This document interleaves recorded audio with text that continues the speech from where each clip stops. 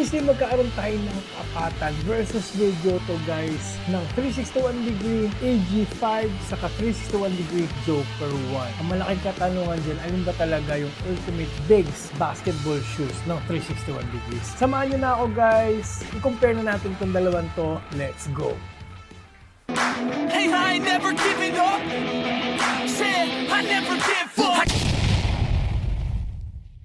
Pero bago tayo mag-start, kung first time mo pa lang sa channel na to, mga ganitong content naman yung hilig mo, mga sure review, mga fitness-related videos, mag-subscribe ka na. I-click mo na rin bell icon para lagi ka updated sa mga next videos ko. For me, ito na yung dalawa na naglalaban sa top ng bigs basketball shoes ngayon. Lagi rin itong tinatanong sa akin kung ano ba yung better sa kanila, alin mas maganda. Parang for me, walang mas better sa kanila. Parang almost tie sila talaga. Pero, it depends on the preference na eh. So, isa-isahin natin. Unang-una, aesthetic and material.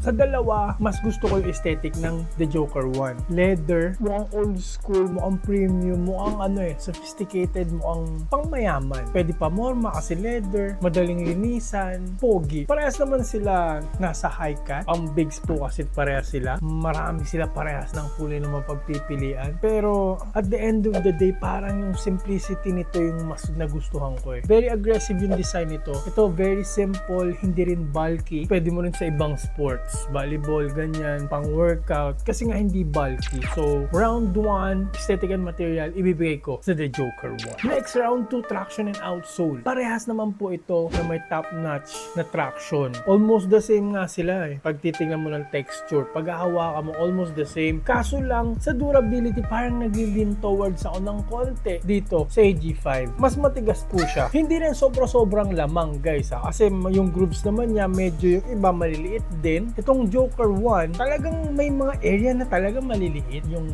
grooves and mas malambot talaga siya. Pero pag indoor, wala ka ng problema. Both of them, top notch po talaga. Squeak test, 10 out of 10. Yung buy talagang kakapit, lalo na dito sa Joker 1, halos parang matatapulok sa kapit. So panalo po talaga itong both na to, na parehas din silang merong solid rubber outsole. So ito na lang, sinabi ko kanina, depende sa paggagamitan mo rin. Kung mag-outdoor ka, ito na. Pero kung 100% alam mo naman, indoor ka lang naglalaro, yung court na malapit sa inyo, indoor lang naman talaga, mag-Joker 1 ka na.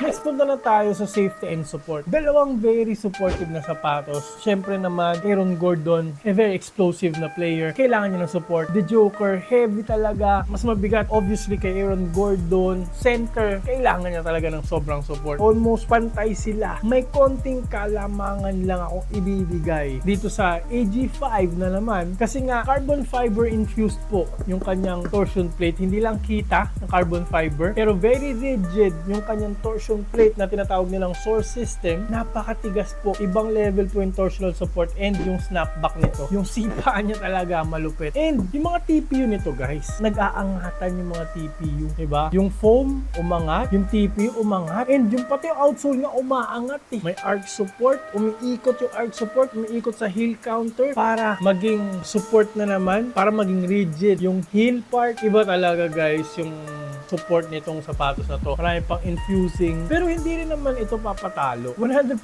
leather eh. Alam naman natin, pag nilagay mo ng leather, very supportive na agad. Maganda lang agad yung lockdown. Hindi masyadong gagalaw-galaw yung mga daliri ng paa mo. Intact yung paa mo dyan, di ba? May TPU rin naman dito sa heel counter, sa heel part. May TPU na naman dito. Umaangat naman din yung foam. Pero I give the slight edge talaga sa AG5 dahil sa malalaki yung TPU niya. So, and very obvious. So dahil dyan, sa round 3, safety and support, bibigyan ko na naman ng kalamangan si Aaron Gordon 5. Next, punta na tayo sa fit and comfort. Both of them very comfortable na sapatos. Yung straddle board din nila, mesh. So ramdam nyo na kagad yung foam. Napakalambot ng foam na to. Ito, extreme foam. Napakalambot. Sobra yung compression. Dito, naka-cage pero ramdam mo pa rin naman yung compression. May konti pa rin naman. Yung Quick Kote kasi malambot pa rin naman siya. Mushy pa rin. Nakalamang lang siya kasi full length yung Quick Coat Tech. Ito kasi yung Energy X nasa 4-foot banda, medyo on a stiff side na. So doon medyo bawas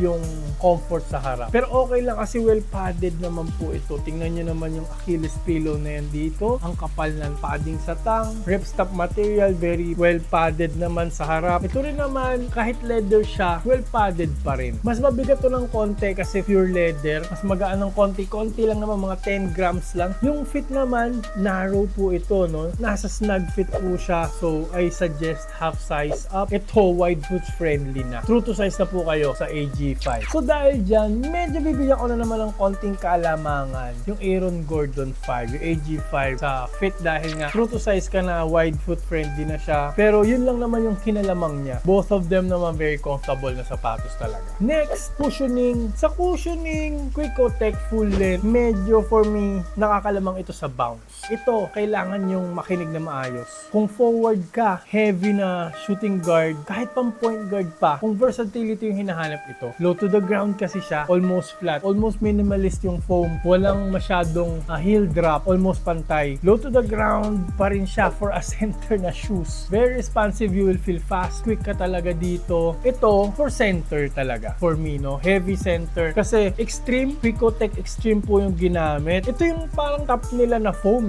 no? Kasi yung impact protection talaga malupit. Ang daming compression mark, no? Ang daming compression nito. Walang mararamdaman talaga yung tuhod mo. Though the same lang dito, pero ibang level nito eh. Kaso lang, kaya for me, makakalamang ito ng konti sa cushioning. Kasi ito, sa harap, Energy X. Gusto ko naman yung Energy X, ha? Don't get me wrong. Pero kasi, more on bounce lang yung Energy X, nawawala yung flashness, no? Yung compression sa Energy X. Iba pa rin yung full length na Quick Coat Tech ka talaga. For me lang naman. And kasi, itong Quick Coat Tech na to, kinage niya all throughout. So, very responsive yung Quick Coat Tech nito. May torsion plate din naman siya na malaki. So, parehas naman sila may bounce. Lamang lang to ng konti sa snapback kasi carbon fiber infused ito. Pero, very bouncy po talaga na sapatos ito no? Lamang ito sa impact protection lang ng konti. Almost pantay yung dalawa. Pipili ka na lang kung anong position mo. Pero kung papipiliin talaga, isa lang talaga. Mas gusto ko talaga yung full length na Quick Coat Tech.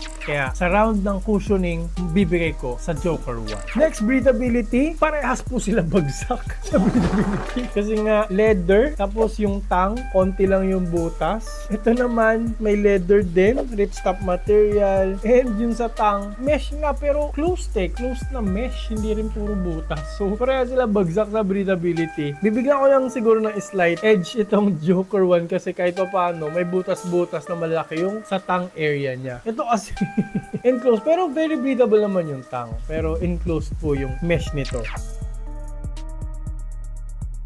So next, punta na tayo sa price tag. Actually, parehas sila na may competitive pricing. Parehas sila nasa tamang spot na kaya na bilhin ng masa. Tapos high performance. Tapos gamit ng MVP, gamit ng champion, arguably one of the best dunkers sa generation natin. Or baka nga siya yung best dunker ngayon. So may konting value lalo yung sapatos na to sa ganyang presyo. Kung ikumpara mo naman sa mga US brand, no? Sa mga main brand, panalo yung presyo niya. 4,000 plus, same lang naman to, hindi nagkakalayo. Minsan mas mura pa to. Walang talo sa kanilang dalawa. Bibigyan ko lang to na naman ng konting kalamangan, konting-konti lang kasi mas nagmumura siya minsan. Lalo na pag may voucher ka. Do bago pa lang kasi to no? Feeling ko baka magpantay ng presyo to soon. Hihintayin mo lang. Price tag, parehas sila panalo. Parehas ko sila bibigyan ng tie dyan. So finally, conclusion natin, para silang tie talaga na sapatos. So wala kang mabibigyan ng parang nakakalamang. So, for me, position na lang. Na in-explain ko na kanina kung alin pipili mo,